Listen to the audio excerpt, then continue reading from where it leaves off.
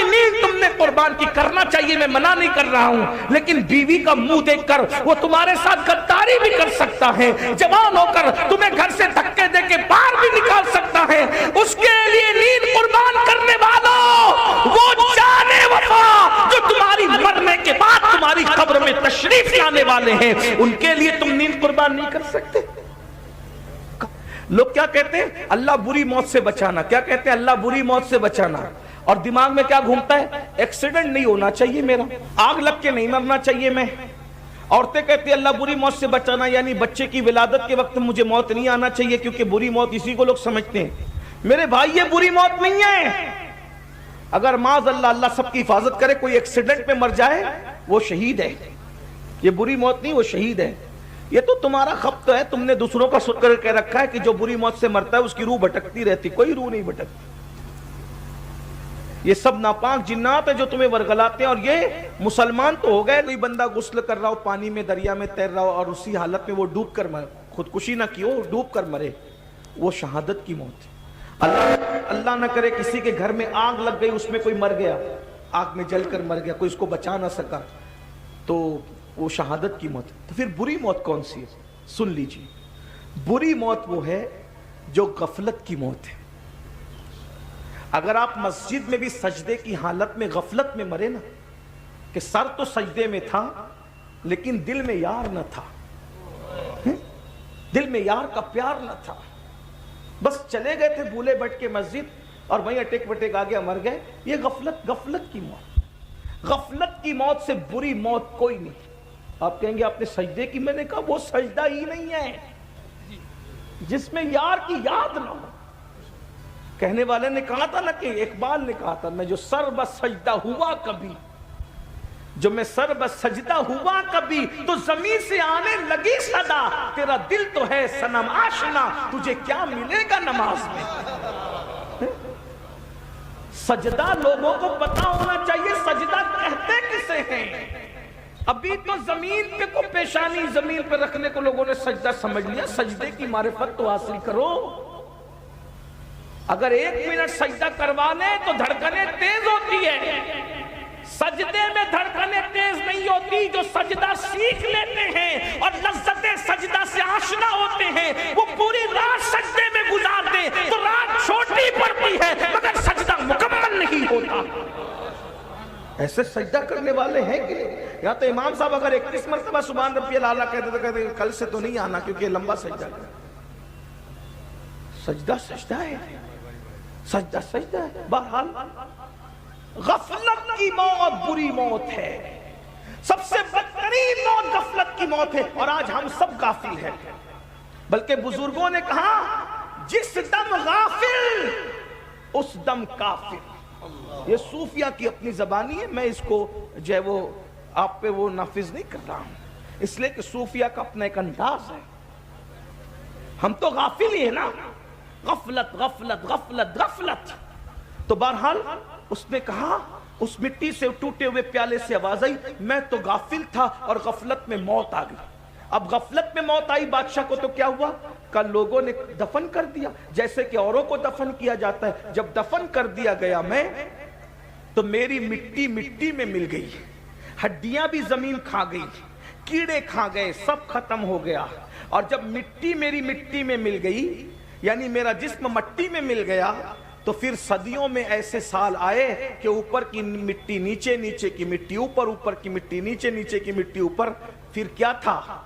بس دل کا درد کہہ رہا ہوں، دھیان سے سن لو میرے جوانوں۔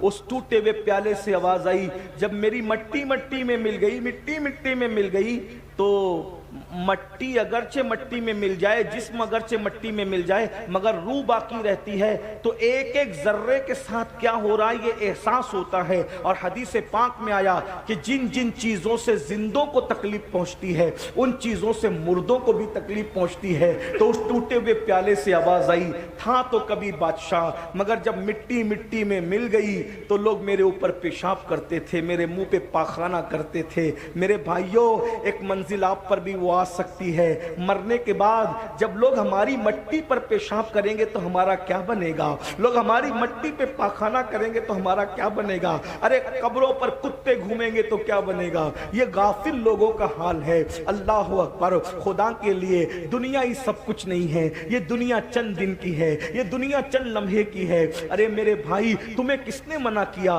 مال نہ کماؤ، عزت نہ کماؤ، اچھا کھانا نہ کھاؤ؟ کس نے منع کیا؟ اچھا کھاؤ، اچھا پہنو، مال کماؤ، سب کرو، انجوائے کرو، مگر حرام کام مت کرو، اللہ کی نافرمانی مت کرو، اللہ کو مت بھولو، روزی پا کے رزاق کو مت بھولو، کچھ وقت نماز کے لیے نکالو، کچھ وقت عبادت کے لیے نکالو، اللہ کے لیے کچھ ٹائم نکال لیا کرو۔ میرے بھائیوں، جس اللہ نے ہمیں پوری زندگی دی ہے، 10 منٹ کا ٹائم اس کے لیے نہیں ہے آپ کے پاس، ہم سے بڑا بے وقوف کون ہوگا؟ ہم سے بڑا ناہنجار کون ہوگا؟ ہم سے بڑا غدار کون ہوگا؟ میرے بھائی، ہم نے واٹس ایپ کو تو گھنٹوں دیے، اپنے اللہ کے لیے 10 منٹ نہیں ہے۔ اللہ اللہ، ہم نے فیس بک کو تو گھنٹوں دیے، اپنے اللہ کے لیے 10 منٹ نہیں ہے۔ یعنی معاذ اللہ، جتنی اہمیت آپ واٹس ایپ کو دے رہے ہیں اتنی اہمیت بھی آپ اللہ کی عبادت کو نہیں دے رہے ہیں۔ آپ کون سے مسلمان ہو میرے بھائی؟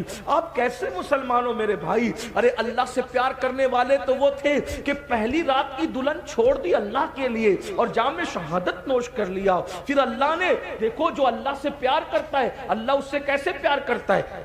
توجہ آپ کی، جو اللہ سے پیار کرتا ہے اللہ اس سے کیسے پیار کرتا ہے؟ اللہ اس کے لیے قانون بدل دیتا ہے۔ جو اللہ سے پیار کرے اللہ اس کے لیے قانون بدل دے۔ ان علماء سے پوچھو، اللہ کے رسول کی حدیث بخاری شریف کی، جہاں جنبی ہوگا، یعنی جہاں پر غسل جنابت کسی پہ فرض ہے، ناپاک آدمی ہوگا، وہاں رحمت کے فرشتے نہیں ہوں گے۔ جہاں غسل جنابت فرض والا آدمی ہے وہاں رحمت کے فرشتے نہیں ہوں گے۔ لیکن اے سرکار حنظلہ، آپ کی عظمتوں پہ قربان، جہاں جنابت ہے وہاں رحمت کے فرشتے نہیں ہے، مگر حنظلہ جنابت میں ہے اور رحمت کے فرشتے غسل دیتے نظر آ رہے ہیں۔ وجہ کیا ہے تو پتا چلے گا، حنظلہ نے خدا رسول کی محبت میں اپنی جان کو قربان کر دیا تو فرشتے رحمت کے ان کو جنابت کا غسل دیتے نظر آ رہے ہیں۔ قانون بدل دیا گیا، قانون بدل دیا گیا۔ اندازہ تو کریں، توجہ تو کریں، ہم اللہ کی محبت کی قدر ہی نہیں کرتے۔ سب کو ٹائم دے رہے ہیں، 5 وقت کی نماز کے لیے 50 منٹ لگتے ہیں، کیا جاتا ہے؟ ہر محفل میں اس پہ زور دیتا ہوں کیونکہ میرا مشن ہے لوگ اللہ سے ایک بار جڑ جائیں، اور اللہ سے جڑنے کا پہلا زینہ نماز ہے، آسان طریقہ نماز۔ میرا دل چاہتا ہے کہ میری قوم جتنا جلسوں میں آتی ہے نا، اتنا فجر کی نماز میں ہمارا کام پورا ہو گیا انشاءاللہ۔ اس لیے کہ جو قوم نمازی بن جائے اس کو اصلاح معاشرہ کے جلسے کی ضرورت ہی نہیں ہے، کیونکہ جو نمازی بنتا ہے اس کو اللہ خود سدھار دیتا ہے۔ ان الصلاۃ تنہا عن الفحشاء والمنکر، نماز ہر برائی اور بے حیائی سے روک لیتی ہے۔ اس قوم کو صرف نمازی بنا دو، یہ قوم ہر بے حیائی سے رک جائے گی، ہر برائی سے۔ ابھی آپ پلٹ کے یہی سوچ رہے ہو نا، لیکن ہمارے محلے کے نمازی تو ابھی تک سود کھاتے ہیں۔ میں نے کہا وہ نمازی نہیں ہے بھائی، میں نے کہا نمازی کہلانا اور ہے، نمازی بن جانا اور ہے۔ اور وہ نمازی تو عورتوں کو تکتے ہیں، میں نے کہا وہ نمازی نہیں ہے، اس لیے کہ اٹھک بیٹھک الگ چیز ہے، نماز الگ چیز ہے۔ ہاں، فلسفہ رہ گیا تلقین غزالی نہ رہی، تب برقی نہ رہی، شعلہ مقالی نہ رہی، وائز قوم کی وہ پختہ خیالی نہ رہی۔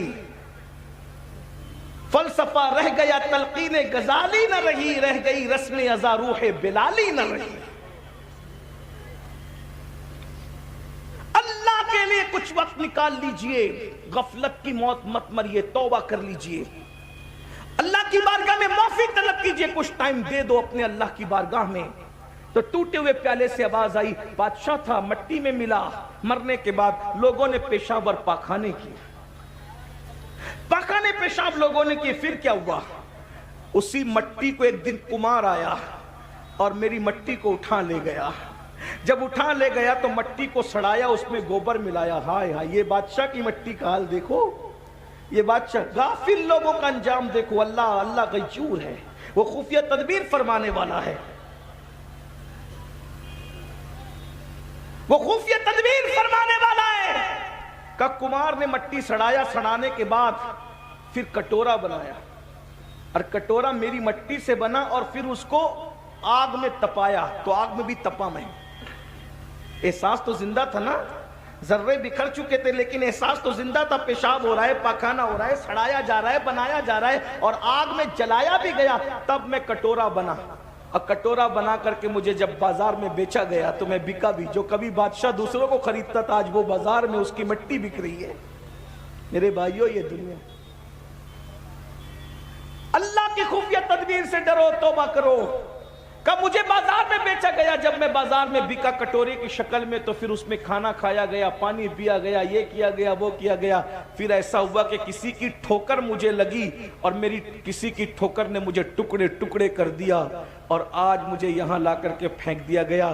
تم کو زمین پہ لڑتا ہوا دیکھ کر کے میں سوچ رہا ہوں کہ چلو میں فائدہ نہ اٹھا سکا نصیحتوں سے, تم کو نصیحت کر دوں. اس لیے سدھر جاؤ, سنور جاؤ, اس طرح دنیا سے محبت نہ کرو. تب دونوں بھائی کو سمجھ میں آیا جب بادشاہوں کا یہ حال ہوا مرنے کے بعد ہمارا کیا حال ہوگا. بس میں بھی اسی بات پر اپنی بات کو مکمل کر لیتا ہوں, ٹائم زیادہ ہو گیا. انشاءاللہ غوث پاک کے خطبات کے جو اقتباسات میں نے چھیڑے تھے پھر کبھی پڑھوں گا. اللہ تعالی ہم سب کو توفیق دے, اللہ ہمیں سنوار دے, ہماری زندگیوں میں انقلاب پیدا کر دے. اللہ ہمیں غفلت سے نکال دے, حسد سے نکال دے, تکبر سے نکال دے, گھمنڈ سے نکال دے. اللہ پاک نماز کے لیے ہمیں وقت نکالنے کی توفیق عطا. علماء کرام کریں 2-4 منٹ کچھ اور بات کر لیں. تو آئیے میں نے جو کہا تھا وہ جو بات چل رہی تھی اسی سے کنیکٹ بات کر دو تھوڑی سی, کیونکہ علماء کرام کا حکم ہے اس لیے. اللہ اکبر. تو پہلی چیز جو آپ کے پاس جو حفاظت کا ذرا ہے وہ وضو ہے, اور دوسری چیز میرے آقا فرماتے ہیں نماز.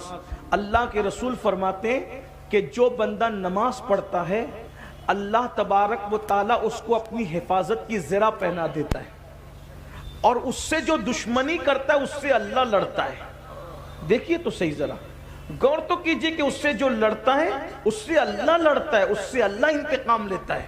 اور حدیث پاک میں آیا کہ جو بندہ نماز پڑھتا ہے, جو بندہ نماز پڑھتا ہے اس بندے کا حال یہ کہ اللہ اس کے ساتھ وعدہ فرماتا ہے کہ جو نماز پڑھے گا ہم اس کو بے حساب جنت میں داخل کریں گے, اس کو عذاب میں گرفتار نہیں کریں گے, اس کو عذاب میں مبتلا نہیں کریں گے.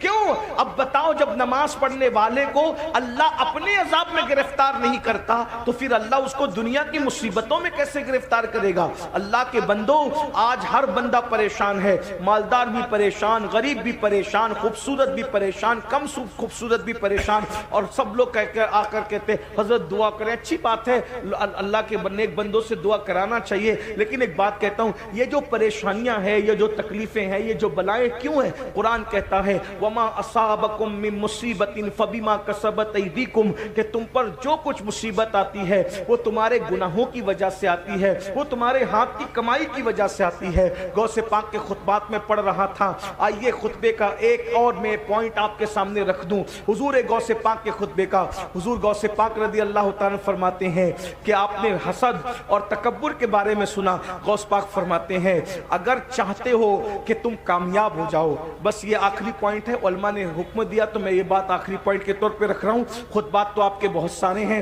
غوث پاک فرماتے ہیں اگر کامیابی چاہتے ہو دنیا اور آخرت کی, میں بطور مفہوم پڑھ رہا ہوں, اپنی عبادت کا رنگ چاہتے ہو. دیکھو آج اپنی عبادت کا رنگ ہم پر نہیں ہے, ہمارے چہرے عبادت کے باوجود ویسے نہیں ہے جیسے عبادت گزاروں کے ہوتے ہیں, ہماری صحت ایسی نہیں ہے جیسے عبادت گزاروں کی ہوتی ہے. وجہ کیا ہے؟ اب غوث پاک اس کی وجہ بیان کرتے ہیں. فرماتے ہیں کہ اگر عبادت کا رنگ چاہتے ہو, عبادت کا فائدہ چاہتے ہو, دنیا میں کامیابی چاہتے ہو, تو حلال روزی کو لازم پکڑو, رزق حلال کھاؤ, حلال کے سوا کچھ مت کھاؤ. آپ بھائی اپنا لقمہ چیک کیجئے, آج کیا ہم حلال کھا رہے ہیں؟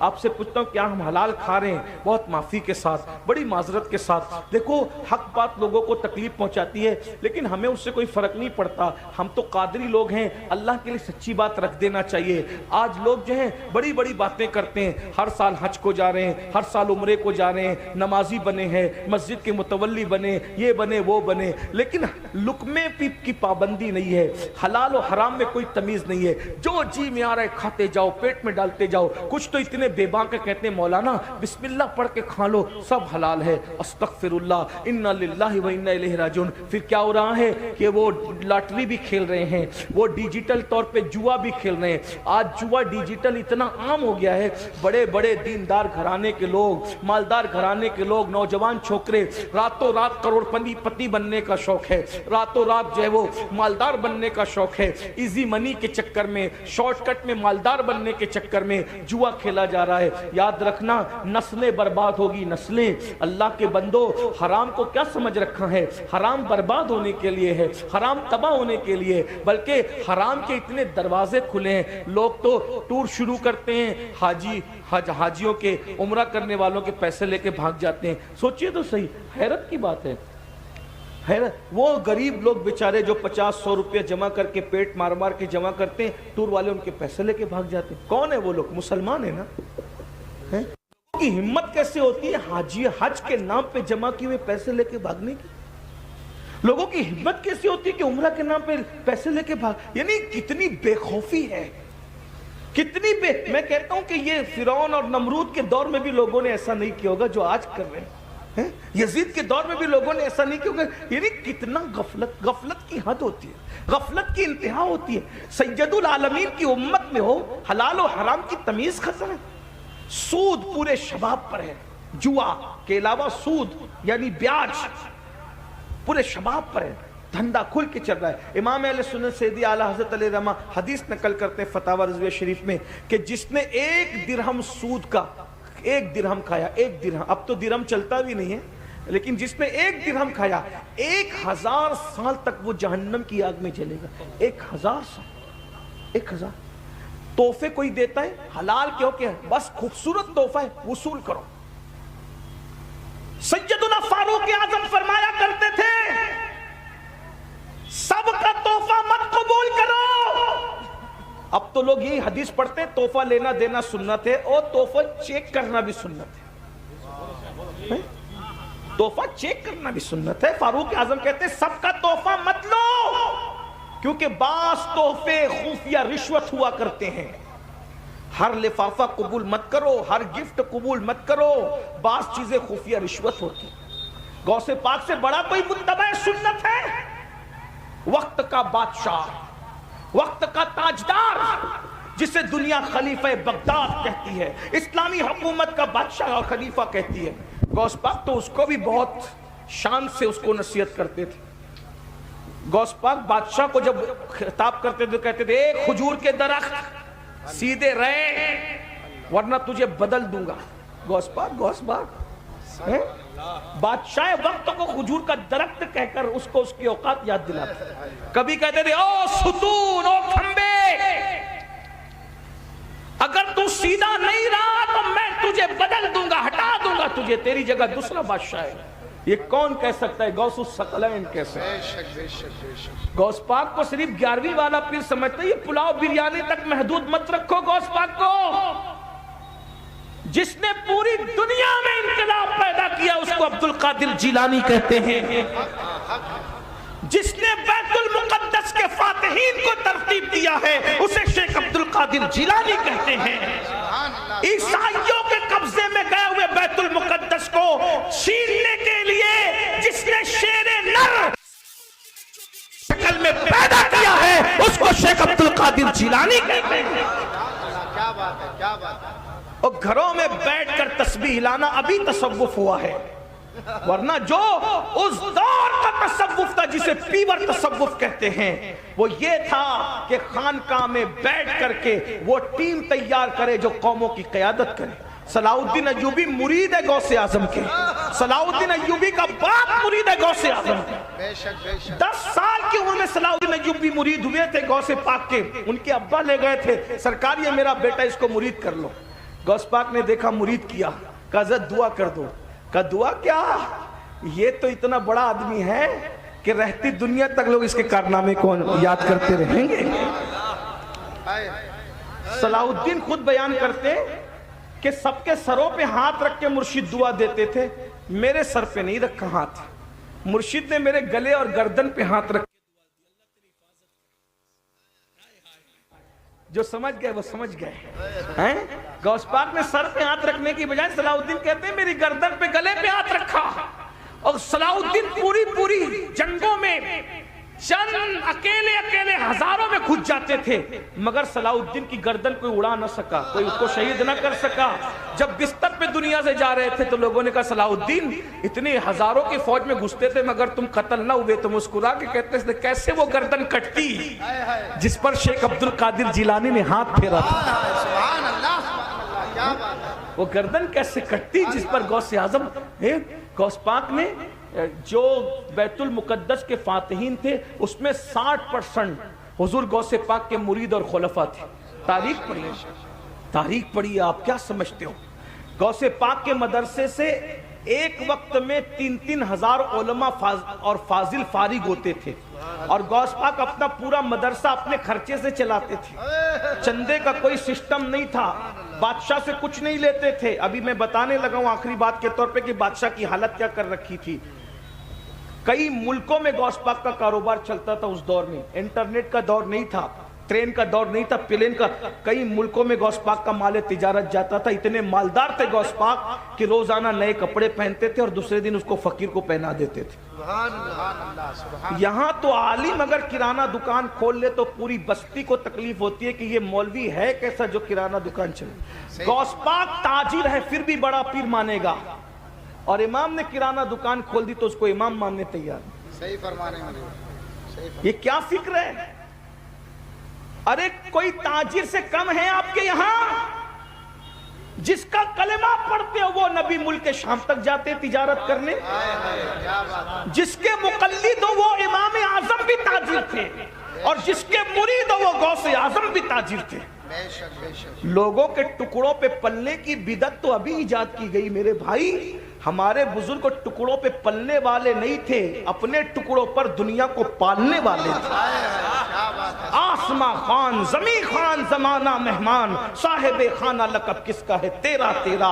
اور نکلو دقیانوسی فکر سے ستاروں کے آگے جہاں اور بھی ہے, ابھی عشق کے امتحان اور بھی ہے. تو شاہی پرواز ہے کام تیرا, تیرے سامنے آسماں اور بھی. مذہبی طبقے کو اپنے امام کو کہو حضرت آپ تجارت کریے میں آپ کا سپورٹ کرتا ہوں, چلو اپنے پارٹنرشپ میں کرتے, چلو کرتے.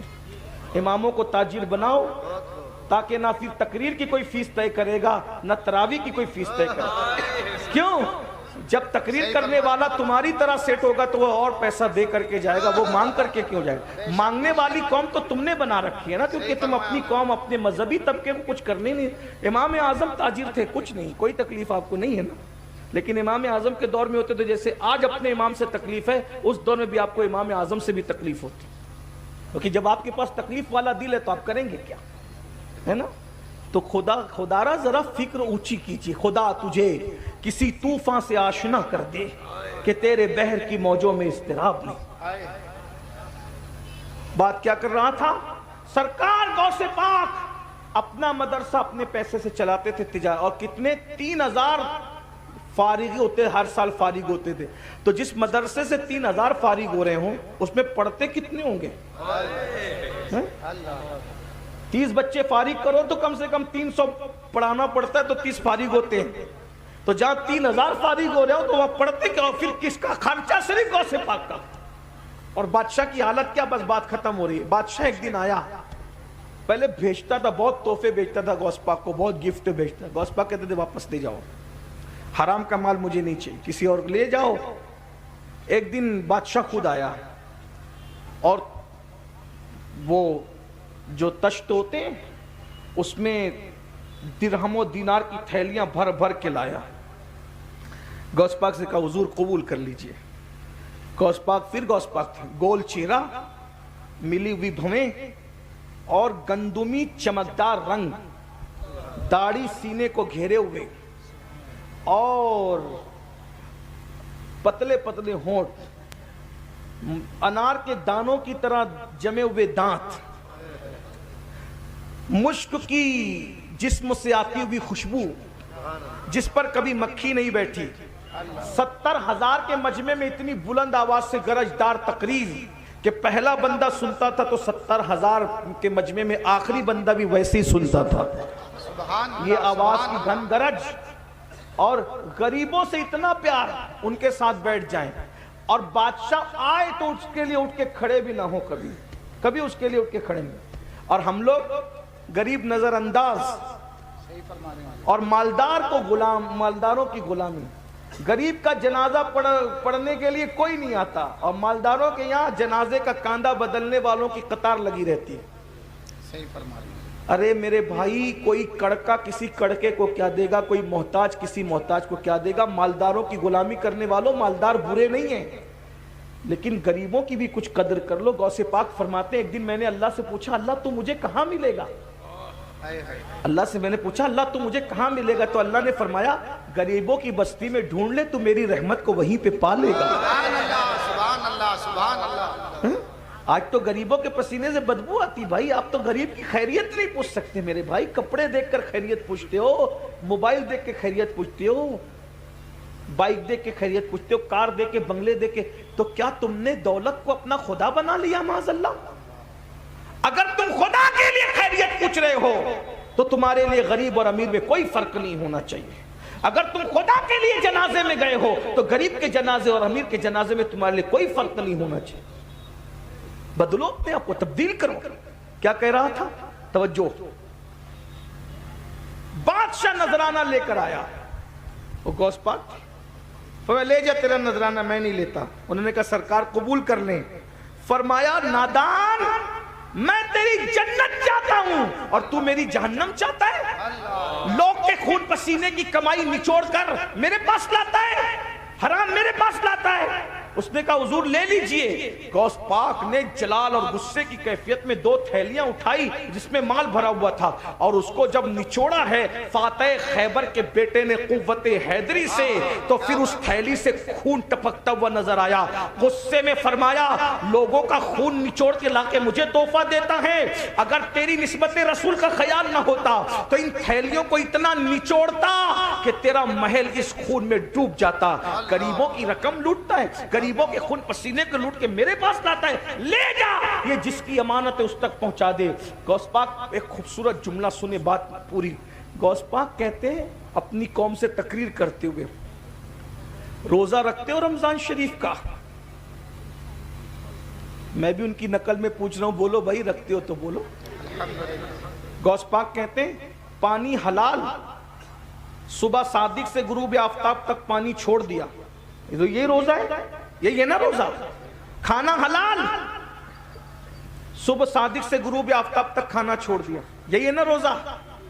وظیفہ زوجیت حلال، صبح صادق سے غروب تک چھوڑ دیا، 3 چیزوں کے چھوڑنے کا نام یہی ظاہری روزہ ہے۔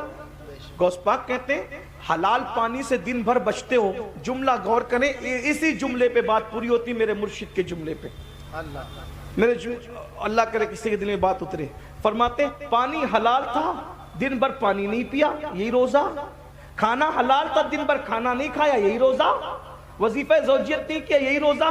لیکن جب افطار کرنے بیٹھتے ہو تو خون سے افطار کرتے ہو، افطار خون سے کرتے ہو۔ اب لوگ حیران، غوث پاک پھر غوث پاک کہا ہم خون سے کیسے افطار کرتے؟ کہا وہ جو کھجور منہ میں ڈالتے وہ کھجور نہیں، اگر کسی کا قرضہ لے کر کے ڈبا دیا تو یہ اس کا خون ہے نا، کسی کا مال ناحق چھین کر کے نہیں دیا یہ اس کا خون ہے نا، یتیموں کا مال ہڑپ کر لیا، بہن کا حصہ غصب کر لیا، بھائی کا حصہ غصب کر لیا، دیتا نہیں تو وہ کھجور نہیں ہے، وہ لوگوں کا خون ہے، خون، وہ حرام مال لوگوں کا خون ہے، خون۔ تو کہا پانی حلال تھا وہ چھوڑ دیا، کھانا حلال تھا وہ چھوڑ دیا، وظیفہ زوجیت حلال تھا وہ چھوڑ دیا، اور خون تو حرام تھا اس سے افطار کر رہا ہے۔ یہ جو دسترخوان سجے ہیں یہ حرام سے نہیں سجے، اگر یہ حرام سے سجے ہیں تو لوگوں کے خون سے سجے ہیں۔ جو قوم لوگوں کے خون سے افطار کرتی ہو اس قوم کے روزے کا کیا حال ہوگا؟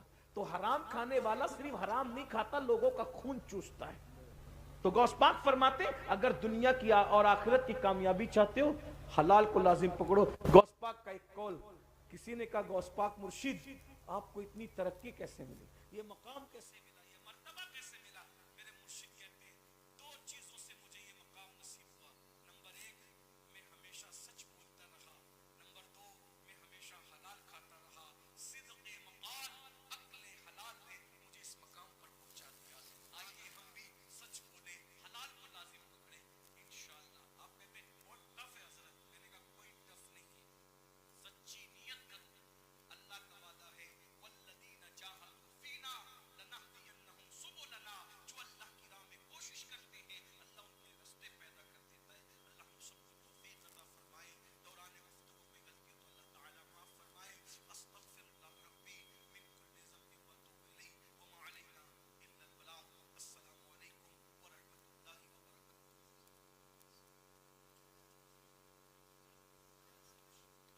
اسلامک نعت و بیان سننے کے لیے ہمارے